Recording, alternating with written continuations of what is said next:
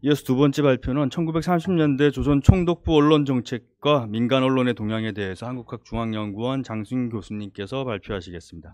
장신 교수님은 연세대학교 사학과를 졸업하고 성균관대학교 동아시아학과에서 박사학위를 받았으며 역사문제연구소 상임연구위원, 한국교원대학교 전임연구원을 지내셨고 최근에 한국학중앙연구원 인문학부 교수가 되셨습니다. 주요 연구 분야는 일제강점기 친일 문제로 주 논조로는 조선 총독부의 언론 통제와 동아일보, 조선일보 폐간, 그다음에 1930년대, 40년대 조선 총독부의 사상 전향 정책 연구 등이 있습니다. 큰 박수 부탁드립니다. 예, 소개받은 장신입니다. 약 20분 정도의 제 시간이 있고요. 그리고 이제 전체 주제를 생각해 볼 때 오늘 제 발표가 어떤 의미를 가질까 좀 고민을 해봤습니다. 어떻게 보면 다른 세 분의 발표는 조선중앙일보를 직접 다루고 있고 저는 그 배경들을 다루고 있습니다. 그래서 제가 어떤 맥락 속에서 제가 발표를 해야 좋을까를 고민해봤더니만 결국은 1930년 8월에 일장이 말소 사건이 벌어지고 그 1년 뒤에 동아일보는 이제 복관을 하게 되고 조선일보는 승승장구하고 그리고 조선중앙일보는 결국 폐간이 이르게 되었는데 왜 조선중앙일보는 폐간하게 되었는가 하는 그 이유를 결국 30년대 초반의 상황으로 설명해 주는 것이 아마 제 발표의 주안점이 되지 않을까 생각합니다. 따져보면 결국 이제 밖에서 다가오는 압박들, 그러니까 조선 총독부의 언론 통제 하는 부분들은 조선일보나 동아일보다 같이 당하는 것들이고 또 30년대 초반에 제가 여기에 쓰고 있는 언론의 상업화 문제 같은 것들도 신문들이 공통으로 처했던 상황이라는 것이죠. 그러면 결국 무엇이 서로 다른 행보를 가져왔는가라고 하는 부분인데 결국 그 부분이 오늘 발표하실 세 분들의 이야기에서 아마 나오게 되는 것 같습니다. 결론적으로 이야기하면 이런 거죠. 결국 이제 동아일보와 조선일보 같은 경우는 사주의 지배력이 철저하다. 사주의 지배력이 편집이라든지 경영이 다 장악하고 있어가지고 이미 당시 내 외적 상황 속에서 그것이 관철되는 반면에 조선중앙일보는 그러지 못한 상황이었다는 거죠. 어떻게 보면 그게 당시로서는 경쟁력은 떨어지는 편이었는데 사주들의 힘이 분산되어 있고 그리고 사장 여운형의 권한이 카리스마가 아주 강력하고 이런 상황 속에서 어떤 선택지가 주었을 때 목량의 결정이 좀 중요했다. 라는 부분들을 말씀드릴 수 있을 것 같습니다. 결국 그러면 제 발표는 그러한 것들이 있을 때 어떻게 그런 배경들이 존재했는가 하는 부분들을 설명하는 것이 되겠습니다. 대충 이제 우리가 보통 이야기하면 앞에 이제 오늘 다음에 발표하실 박윤 교수님께서 많이 공부를 하시고 발표하셨지만 대체로 1920년대, 30년대 언론을 이야기할 때 20년대는 주로 지사형 언론 시대 그리고 모든 신문사들이 사회운동단체 또는 민족운동단체 그런 성격을 가졌다고 이야기합니다. 그러다가 30년대에 들어가게 되면 기자들은 월급쟁이, 셀러리만 하나 되고 그리고 이제 신문사도 그냥 기업부로 변해 간다라고 하는 것이 이제 언론사에서의 한 정설화되어 있다는 것이죠. 그런 것들을 오늘 조금 더 설명하겠다는 겁니다.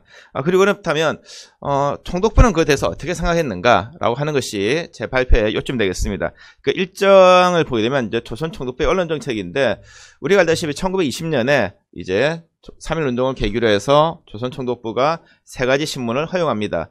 말다시피 조선일보, 동아일보, 시사신문이죠. 이 신문을 허용할 때도 나름대로 고민을 많이 했죠. 신문들이 다 같이 이제 민족적인 그 여론에 의해서 신문을 허용해달라 우리에게 언론 자료 달랐기 때문에 주긴 주는데 이게 다 적다지게 될까봐 하나는 이제 확실한 친일파 신문인 시사신문, 국민협회에 주게 되고 또 하나는 이제 경제신문이지만 또 다른 친일파였던 대정친목회에게 주게 되고 나머지 하나가 그래도 조금 민족 진영을 반영했던 동아일보의 신문을 허용했다는 것이죠. 그 나름대로 자기들이 이제 적절하게 통제를 가했음에도 불구하고 한 20년대 중반 들어가게 되면 모든 신문들이 그들 표현대로 하면 배일자의 수준 결국 뭐냐면 이 신문들이 독립이라든지 사회운동을 이야기하지 않고서는 독재를 끌어모을 수 없었다는 거죠. 그러니까 자기 의도와 다르게 신문들이 이제 과격해지고 불운해졌다는 것이 20년대 상황이었습니다. 자, 그렇게 되니까 어떻게 보면 우리가 잘 알다시피 검열을 통해서 신문을 압수하고 발행을 억제하고 그리고 가끔은 발행 정지, 정관을 시킨다는 이런 것들이 상당히 많았다는 것이죠.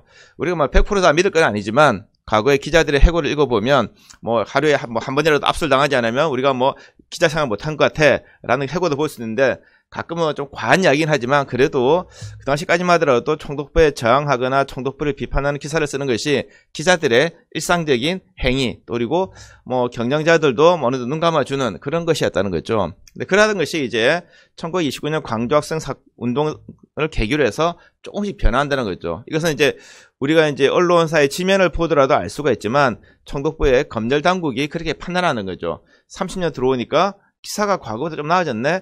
이게 뭐냐면 과거에는 대놓고 그냥 총독부를 소위 배관시한다는 거죠. 어떻게 보면 일본이 자기들 봤을 때는 대일본 제국 밑에서 조선은 일본 국민인데 그걸 인정하지 않는다는 것이거든요. 왜냐하면 이제 일본이라든지 제3자처럼 조선과 일본을 분리해서 우리는 당신과 같이 하나 이런 기사가 태반이었는데 점차적으로 이제 황실 기사도 가끔 실기도 하고 뭔가 시국에 동조하지 않지만 과거처럼 그렇게 센 발언이 없다는 거죠. 표현 자체가 그렇게 해보면서 상당히 좋아졌다라고 하게 되는 것이 총독부가 바라봤을 때 30대 전반의 언론 환경이었습니다. 그렇지만 여전히 불만이 많다는 거죠. 총독부가 봤을 때는 조금 더 적극적으로 시국에 협조하고 이제 제국의 식민 통치에 식민 통치는 아니라 하겠죠. 자기들은 어쨌든 제국의 통치에 협조해야 되는데 그런 기사들이 적극적으로 나오지 않는다는 거죠. 왜 신문들을 왜 안 하느냐? 이게 나중에 언론의 상업화가 결부되긴 하지만 신문들로서는 이제 계속 20년대 만성적인 경영난에 빠진다는 거죠. 어떻게 보면 사실 동아일보를 빼고 나면 신문사 운영을 잘 못했습니다. 어떻게 보면 수익도 모델 잘 안 나오고 구독료도 잘 안 나오고 특히 광고를 거둘 만한 시장이 없었다는 거죠. 왜 조선에 공업이 없으니까 시장에서 소위 말하는 상품을 팔 수가 없습니다. 그러니까 어떻게 보면 경영이 좋지 못하죠. 그러다가 이제 점차 문제가 되니까 그러면 계속 압수를 당하거나 발행이 정지당하게 되면 신문이 더 힘들어진다는 거죠. 언제까지 독자들에게 우리가 신문 압수 주지도 못하는데 오늘 신문 안 나왔는데 구독료 내주세요. 그리고 광고주들에게 광고를 달라 할 수 있느냐. 이게 안 된다는 거죠. 그러니 결국 어떻게 되느냐. 조금씩 이제 신문사 내에서 내부 검열이 생긴다는 거죠. 결국 뭐냐면 이제 편집국, 경무국의 경찰의 검열을 받으러 가기 전에 편집국장이 이건 좀 톤을 다운시켜. 글을 조금 바꾸자. 이렇게 하면서 이제 아주 강렬한 표현들이 사라지게 되는 것이 30년대 전반기의 상황이라는 것입니다. 물론 이것은 이제 33년이 좀 지나면 더 강렬하게 되는 것들이죠. 이런 상황들이 쭉 나오던 것이 이제 총독부가 바라본 상황인데 이것을 결정적으로 바꿔주는 것이 30년 8월에 일장기 말소 사건입니다. 총독부로 봤을 때는 매우 괘씸하고 불온하고 마음에 안 드는 사건이지만 다른 한편으로 보게 되면 정말 울고 싶은데 뺨 때려주는 기억이 이 사건이었습니다. 사건이 일어나자마자 잘 아시다시피 이제 동아일보부터 해서 이제 관련자들 체포하고 사람들 이제 뭐 퇴직시키고 했지만 또 그 옆에 이제 조선중앙일보도 뒤늦게 발각이 돼서 자진 휴관에 들어갔죠. 말이 자진 휴관이었지만 휴관이라는 것 자체는 총독부가 허락을 해줘야만이 복관이 가능하다는 거죠. 이게 뭐냐면 내가 스스로 제가 잘못해서 근신하겠다고 스스로 정학을 먹었는데 내가 정학을 푸는 것은 교장선생님이 풀어줘야 된다는 거죠. 내가 마음대로 못 푸는 것 똑같은 현상인데 어쨌든 그런 상황이 벌어지게 되는 겁니다. 그러면서 이제 총독부가 동아일보를 계기로 해서 이왕이면 이 기회에 아예 그냥 신문을 바꿔보자. 동아일보에서 사람들을 다 바꿔라. 우리가 원하는 사람 바꾸고 또 그냐면 그 사람 통해서 지면을 바꿔라. 지면을 바꿀 때는 우리가 원하는 것들을 실어라 이런 게 되는 거죠. 뭐 조금 복잡한 그 내용들이 그 논문에는 있습니다만 그건 다 말씀드릴 수 없고 좀 이렇게 연세가 있거나 과거를 아시는 분들은 알겠지만 일종의 보도 지침, 어떤 것들을 보도하고 말라 이런 것들을 이제 동아일보에 제시하게 되는 거죠. 동아일보가 좀 고민하게 됩니다. 한 10개월 정도를 고민하게 되는 거죠. 보통 이 정관, 발행 정지라는 것 자체는 약간 정치적이어서 총독부가 이제 타협을 해서 이제 뭔가 서로 주고받고 끝나야 되는데 총독부가 아주 완고했던 거죠. 물론 총독 자체도 이제 그때 미나미치로라는 나중에 민족 말살 정책을 추진했던 아주 완고한 총독이었기 때문에 씨알이 먹히지 않았습니다. 결국은 동아일보가 이제 항복을 하게 되는 거죠. 그러면서 이제 총독부 요구한 조건을 다 받아들이게 됩니다. 이제 그때 계기로 했을 때 조선일보는 어차피 동아일보가 당한 거 보니까 다음 차라리 우리도 똑같이 탄압을 당할 것이냐 아니면 안 당하고 그냥 미리 갈 것이냐 해서 이제 조선일보는 그냥 당하지 않고 우리 미리 충성하는 방식으로 가게 되는 거죠. 그래서 조선일보가 먼저 가게 되니까 동아일보도 버티지 못하고 이제 우리가 알다시피 37년 7월 이후는 소위 말하는 친일화되는 그런 경향들이 지면들이 나오게 되는 거죠. 그 와중에 이제 조선중앙일보는 결국 내부에서 이제 경영진과 사장했던 몽양 사이에서의 갈등으로 인해서 결국 복관에 이르지 못하게 되는 거죠. 요 내용들은 다시 한번 말씀을 드리겠습니다. 어쨌든 이러한 상황들이 이제 언론 정책의 상황이었고 그러면 왜 동아일보와 조선일보가 그렇게 다른 선택할 수밖에 없었던 내부적 사정은 무엇인가 하는 것이 이제 30년대 나왔던 언론의 상업화 현상이 되겠습니다. 이 말은 뭐냐면 아까 말씀드렸다시피 이제 신문들이 과거처럼 무조건 투쟁마에서는 경영이 되지 않는다는 거죠. 망하게 되고 언제까지나 밖에서 사람들을 데려와가지고 돈을 빌려오는 것도 한계가 된다는 거죠. 조선일보가 딱 그런 상황이었습니다. 우리가 처음 알다시피 20년대 초반에는 세 가지 신문이 있었지만 뭐 시사신문이 이제 없어지고 그 대신에 최남선의 시대일보 들어왔다가 그 신문이 뭐 중해일보로 중앙일보로 계속 바뀌어 나가요. 이 말은 뭐냐면 여전히 경영난이 심했다는 거죠. 이게 절정에 달했던 것이 1932년이었습니다. 이때는 우리가 잘 알다시피 32년 3월에 만주동포 임은국 구제금 횡령 사건으로 조선일보 사장이던 안종이 구속되었을 때요. 그러면서 이제 그 애매한 순간에 뭐 잘 알다시피 임경래라는 사람이 들어와서 이제 판권을 가지고 조선일보를 차지하게 됐죠. 이때부터 어떻게 보면 되게 아주 복잡한 양상이 벌어집니다. 어떻게 보면 이제 조선일보가 이제 100년을 맞아서 사사를 썼지만 아직도 해결하지 못하는 부분들이 이 32년 한 5월부터 34년 5월까지, 그러니까 방무가 들어오기까지 1년의 과정들을 사사에서 제대로 해명을 못하고 있어요. 왜냐하면 너무나 복잡하고 사람들이 소위 합종연을 하게 되는 거죠. 어제 저기 오늘의 동지가 되고 이런 과정들이 복잡한데 결과적으로 보게 되면 이 과정을 통해서 이제 동우회, 우리가 아는 조병옥이라든지 주요한 이러한 사람들이 안창호가 이제 상해에 잡혔을 때 감옥에 넣으면 어떻게 대접할 것인가 하기 위해서 이제 조선일보를 인수하게 되었다 하죠. 근데 조선일보를 사장으로 조만식을 모셨는데 뭐 그들도 돈이 없었습니다. 돈이 없었기 때문에 여전히 돈을 계속 찾아야 되는 거죠. 그 와중에 이제 소개를 받아서 방응모를 소개받죠. 근데 방응모에게는 단순히 출자자, 그냥 돈줄의 역할을 원했는데 방응모라는 사람이 그렇게 만만하지 않았습니다. 자기의 재산의 절반을 내놓고 실질적으로 이 조선일보를 지배하고 싶어 했죠. 그리고 아주 치밀하고 교묘하게 조선일보를 장악해 나갑니다. 그러면서 그 와중에 이제 방응모에 대항했던 사람들이 하나씩 제거되거나 제풀에 지쳐서 떨어져 나가게 됐죠. 최종적으로 저항했던 사람들이 동우회 그룹이 있죠. 나중에 이제 33년 9월에 이제 동아일보에서 이강수하고 서춘을 스카디 오는데 그 뒤로 왔을 때는 반드시 어떻게 보면 이 주요한 조병호 그다음에 이강수 서춘이 방응모를 대신해서 조선일보를 이렇게 운영하는 것이었는데 방응모가 그런 생각이 없다는 것이죠.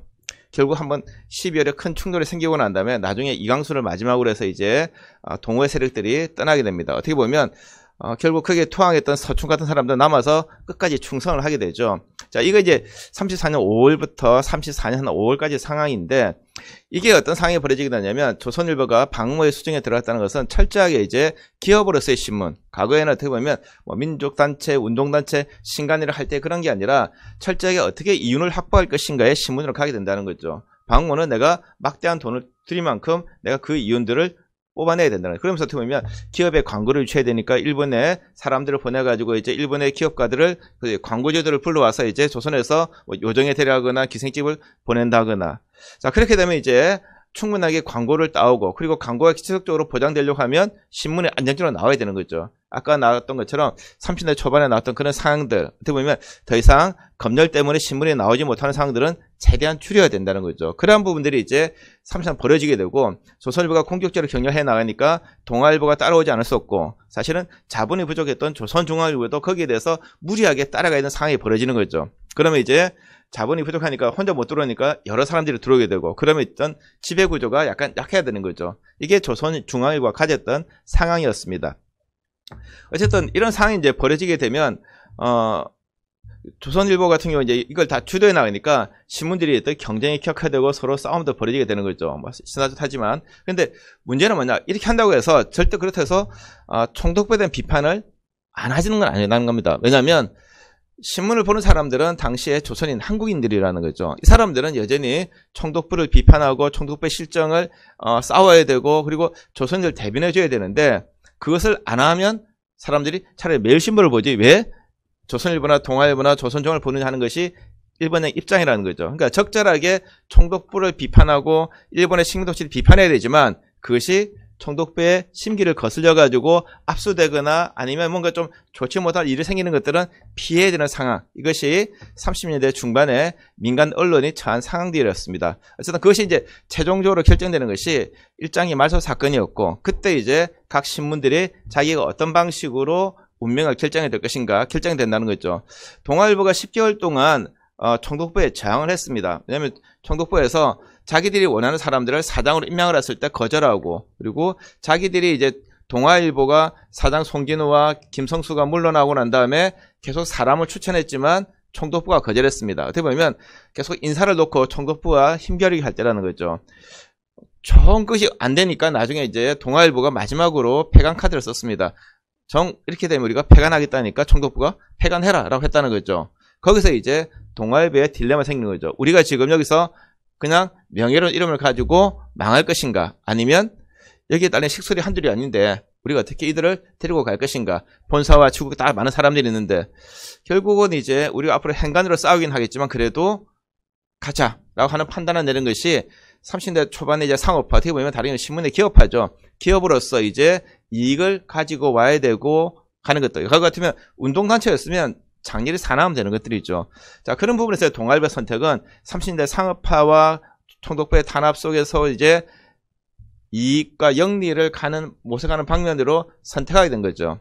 자, 거기에 대해서 이제 조선일보는 좀 더 앞장서서 나갔던 것들이고, 어떻게 보면 보이는데, 다만 조선중앙일보는 결국 복권을 하지 못했지만 그것은 달리 말하면 그 내분, 어떻게 보면 경영자들과 사장이었던 여운형의 갈등이었지만, 또 다르게 보면 여운형이 어떻게 보면 그런 애매하게 총독부의 입장을 들어주면서 이제 우리가 복권하면서 동의하지 않았다고 하는 것들이죠. 아마 그게 우리가 보고 있는 조선중앙일보의 아주 이 시기에 독특한, 그리고 아마 몽량이 가지고 있던 특징, 또 달리 보면 몽량 혼자뿐만 아니라 조선중앙일보에 참여했던 사원들, 기자들, 편집진들이 가졌던 비슷한 의식들이 아니었을까 하는 것이 제 발표의 생각입니다. 아마 나머지 자세한 부분들은 이후에 두 분께서 보충해 주실 거라 생각합니다. 감사합니다.